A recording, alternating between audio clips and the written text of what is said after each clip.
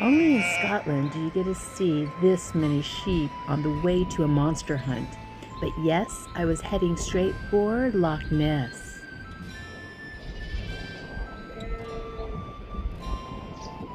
And I'm going to be honest, I didn't see Nessie, not even a ripple, not even a suspicious log. From Loch Ness, it's only a short 20-minute drive to one of the most magical places I've ever stayed. Welcome to Glengarry Castle Hotel. Yes, an actual castle you can sleep in.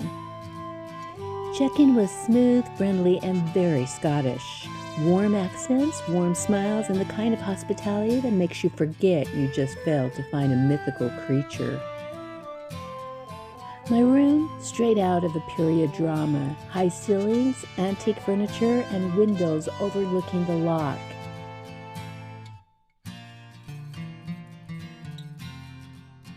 And dinner, incredible, proper Scottish comfort food in a castle dining room. Then in the morning, a delicious complimentary breakfast. The property is massive.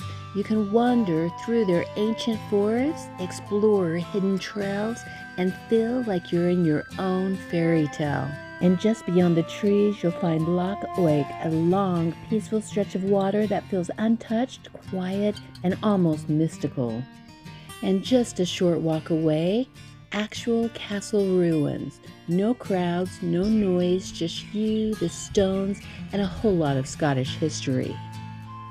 So no Nessie, but a castle stay, ancient forests, Highland views, and the fluffiest sheep in Scotland. Honestly, that's a win.